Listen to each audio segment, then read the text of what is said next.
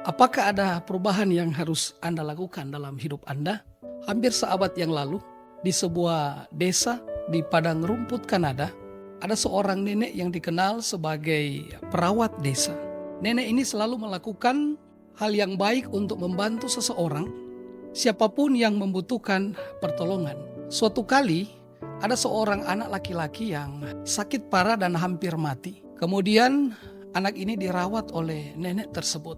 Nenek menerapkan perawatan air panas dan air dingin dan pengobatan pada saat itu. Dan nenek tidak menyerah sampai anak ini boleh memperoleh kesehatan dan pemulihannya kembali. Keluarga dari anak laki-laki ini sangat bersyukur dan berterima kasih kepada nenek yang sudah menyelamatkan anak laki-laki mereka. 30 tahun atau 40 tahun kemudian, nenek dan kakek ini setelah mereka pensiun dari pertanian, mereka tinggal dan pindah di sebuah tempat di dekat Vancouver di White Rock, dan nenek hampir saja buta, kehilangan penglihatannya. Sampai pada satu saat ketika seorang ahli bedah, dia menawarkan untuk memberikan perawatan dan bersedia untuk mengoperasi nenek tanpa biaya.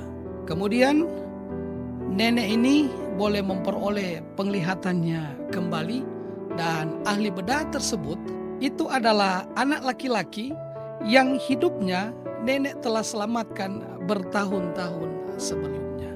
Sebelum kita memuji akan belas kasihan dari sang nenek, alasan mengapa nenek ini mempunyai banyak waktu untuk membantu masyarakat adalah oleh karena anaknya yang sulung seringkali dia tidak ke sekolah. Oleh karena nenek menggunakan anak sulungnya ini untuk menjadi pelayan yang tidak dibayar, untuk menjaga rumah dan membesarkan 10 anak yang masih kecil. Di dalam kehidupan kita, kadang-kadang kita memiliki dua sisi karakter dalam diri kita. Kita mengasihi Tuhan dan seringkali sama seperti Rasul Paulus, seringkali kita melakukan hal-hal yang tidak ingin kita lakukan.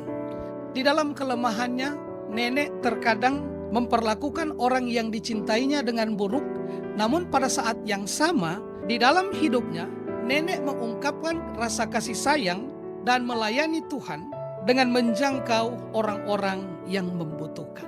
Ketika kita mengenali akan kenyataan dari sisi negatif kita, adalah hal yang menenangkan ketika kita mengingat bahwa Bapa kita yang di sorga, yang penuh dengan belas kasihan, begitu peduli dengan kita.